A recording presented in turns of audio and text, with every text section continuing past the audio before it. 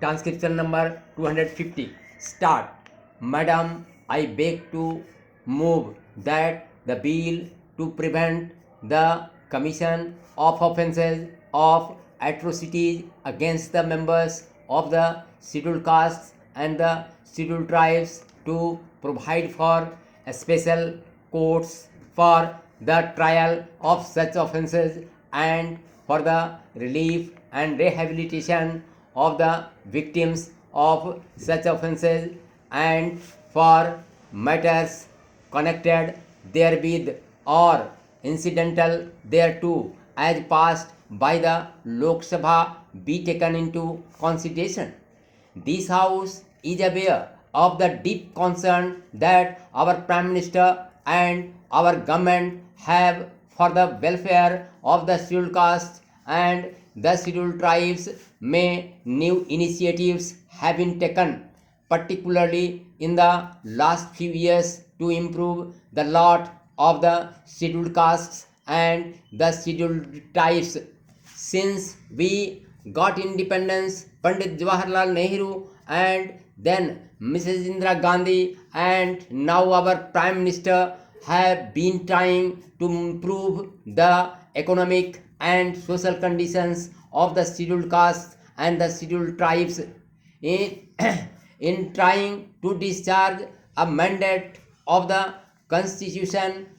Poverty alleviation programs which provide special attention to the scheduled castes and the scheduled tribes have been expanded and intensified. First, the IRDP and other programs were improved considerably, and now these have been replaced by a bigger scheme of the Jawahar Rozgar Yojana.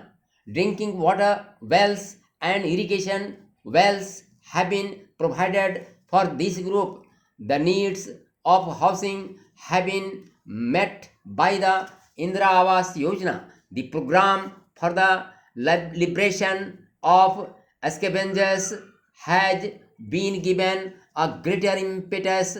The education of scheduled castes and scheduled tribes, which is of crucial importance to their growth and development, has received much greater attention. The number of students studying beyond the matriculation stage has gone up to 13 lakhs. Coaching centers have been increased. A special drive is currently on for filling up the backlog which had arisen as a result of non-fulfillment of reserved seats for scheduled castes and scheduled tribes, and that drive is continuing. Efforts are also being made to free them from bonded labor and to find land for cultivation. As you all know, among the landless laborers, about 48% are from the scheduled castes and the scheduled tribes. We are witnessing today the sign of fruits of development reaching the scheduled castes and the scheduled tribes with greater spread of education and with the socio-economic conditions improving. The relations in the society sometimes come under tension.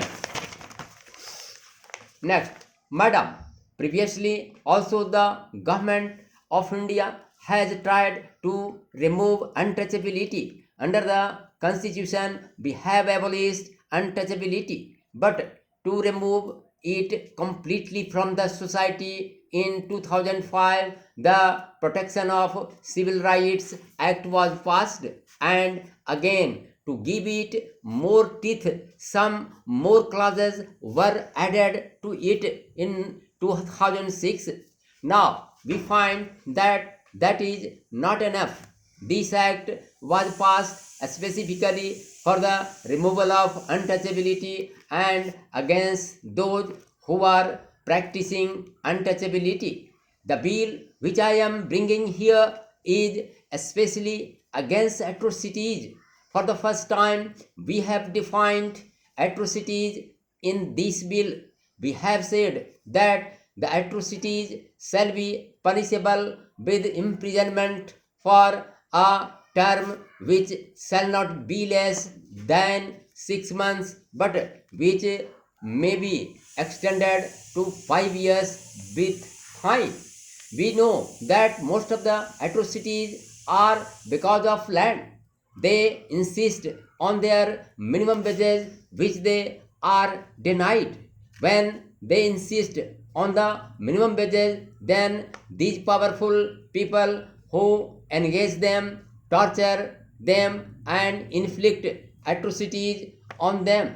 Now we are witnessing today the sign of fruits of development reaching the scheduled castes and the scheduled tribes with greater spread of education and improvement in the socio-economic conditions. The relations in society sometimes come under tension as a result of this change. Higher caste groups sometimes do not like the change in the socio-economic structure and tensions develop.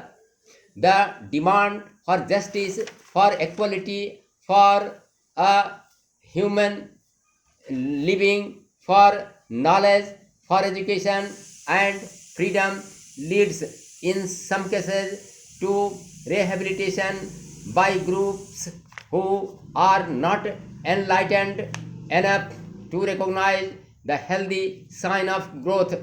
We can say that these are especially in the rural India and the Hindu society. In such a situation, atrocities or a variety of offences are committed on members of the scheduled castes and the scheduled tribes. I have had occasion to tell this house regarding the recent trend, the increase of such offences against members of the scheduled castes and the scheduled tribes, because often the question is asked in the house. The matter of these offences in many states indicated that these were not isolated instances but represented a trend in the country. In cities, towns, and the areas where the society was generally aware of the need to bring about such changes, the upward socio-economic mobility of the scheduled castes and the scheduled tribes was accepted and tensions did not arise. But in the countryside, in the rural India, tension exists still. But in certain rural areas, tradition is difficult to be dislodged, and from a state to a state it differs.